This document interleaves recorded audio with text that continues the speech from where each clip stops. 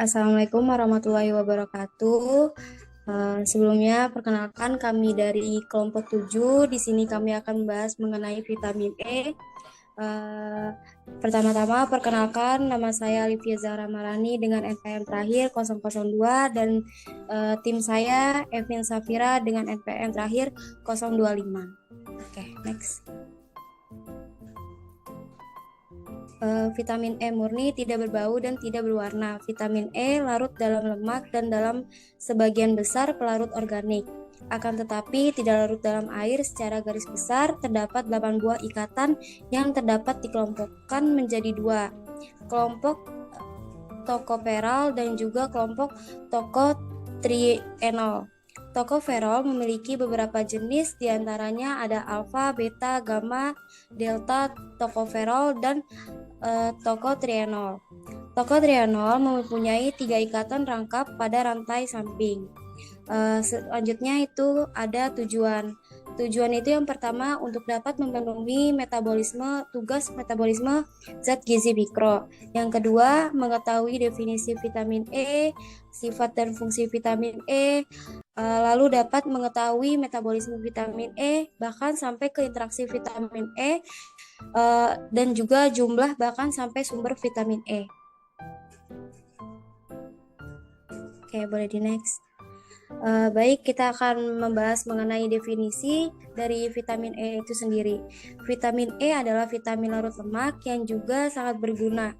Selain sebagai antioksidan, juga dapat melindungi tubuh dari polyunsaturated fatty acid seperti asam oleat, asam linoleat, asam linolenat, dan juga asam arakhidonat, serta mengganti reaksi penyebab radikal bebas yang efisien di membran lemak karena bentuk radikal bebas distabilkan oleh resonansi. Berikutnya itu ada sifat dan fungsi. Fungsi vitamin E dapat dikelompokkan berdasarkan dua sifat yang penting. Yang pertama itu berhubungan dengan sifatnya sebagai antioksidan alamiah, lalu berhubungan dengan metabolisme selenium. Sebagai antioksidan, fungsi struktural dalam memelihara integritas membran sel, lalu sintesis DNA, menstimulasi respon imunologi, merangsang reaksi kekebalan, mencegah penyakit jantung koroner, mencegah keguguran dan sterilisasi, lalu yang terakhir itu dapat mencegah adanya gangguan menstruasi.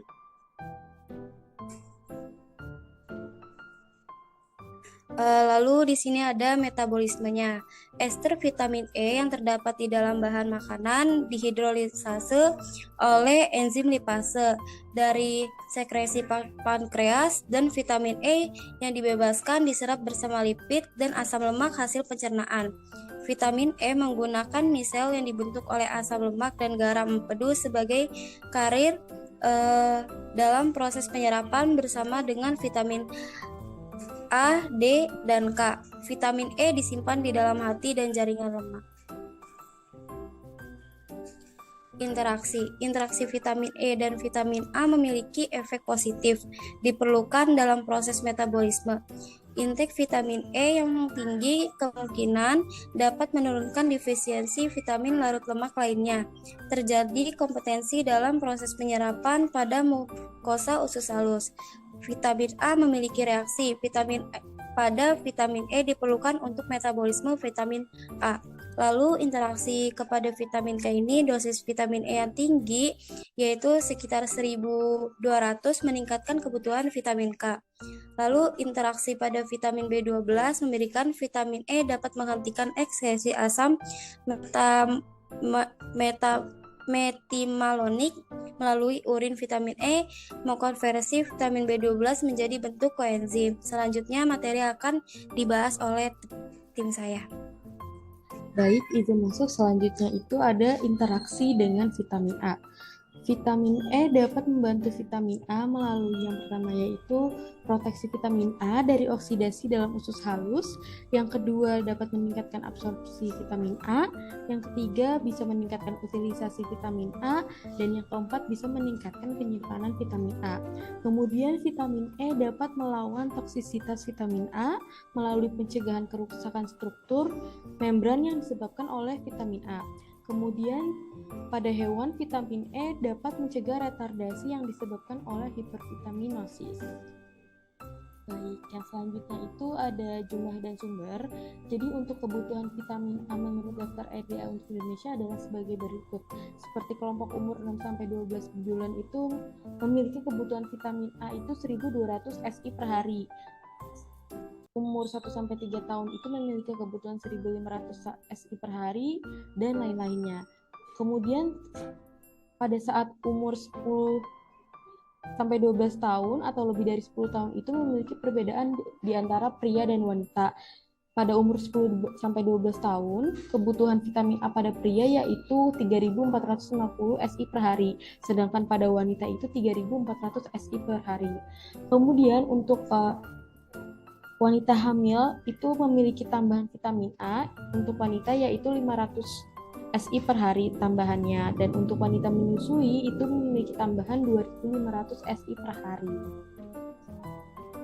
Baik, selanjutnya itu sumber vitamin E ini banyak terdapat dalam bahan makanan.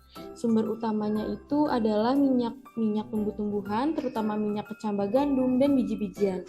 Minyak kelapa dan zaitun hanya sedikit mengandung vitamin E. Kemudian, sayuran dan buah-buahan juga merupakan sumber vitamin E yang baik, seperti daging, unggas, ikan, dan kacang-kacangan juga mengandung vitamin E yang jumlahnya itu terbatas.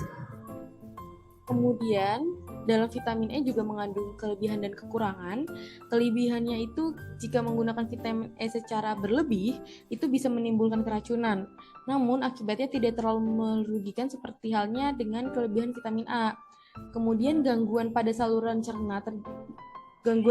saluran cerna terjadi apabila memakan lebih dari 600 mg sehari atau 60-75 kali kecukupannya.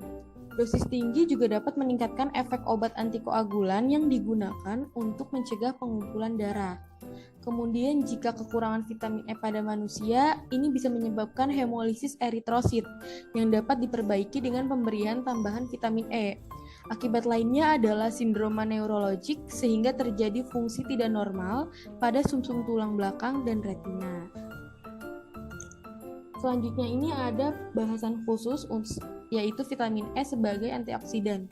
Beberapa bagian yang penting dalam tubuh di mana vitamin E berfungsi sebagai antioksidan yaitu pada sel membran atau lebih tepatnya pada lipid sel membran, sirkulasi LDL atau low density lipoprotein, paru-paru, hati, dan jaringan adrenalin.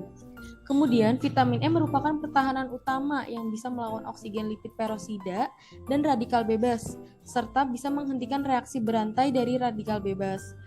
Pada sel membran, vitamin E akan mencegah oksidasi lemak, khususnya polyunsaturated fatty acid atau PUFA, serta senyawa lain seperti vitamin A. Kemudian sifat antioksidan vitamin E merupakan pertahanan melawan radikal bebas, dan radikal bebas sendiri ini adalah suatu senyawa molekul yang mempunyai elektron yang tidak utuh atau tinggal sebelah dan tidak berpasangan. Dan radikal juga merupakan senyawa yang tidak stabil dan cepat bereaksi dengan senyawa lainnya sehingga bisa membentuk lebih banyak radikal bebas secara berantai. Nah, kesimpulan dari materi yang sudah kita jelaskan yaitu vitamin E atau tokoferol merupakan zat gizi yang penting dan unik. Penting karena apa? Penting karena vitamin ini mempunyai sifat antioksidan sehingga zat gizi ini dapat mencegah atau menghambat terjadinya penyakit degeneratif. Kemudian fungsi terpenting vitamin E juga sebagai antioksidan, dan vitamin ini tidak dapat disintesa oleh tubuh sehingga harus dikonsumsi dari makanan dan suplemen. Interaksi vitamin E dan vitamin A juga memiliki efek yang positif. Kemudian sumber utama vitamin E berasal dari minyak tumbuh-tumbuhan. Kekurangan vitamin E pada manusia bisa menyebabkan hemolisis eritrosit, sedangkan menggunakan vitamin E secara berlebihan dapat menimbulkan keracunan. Baik, sekian presentasi dari kelompok 7, vitamin E, kurang lebihnya mohon maaf. Wassalamualaikum warahmatullahi wabarakatuh.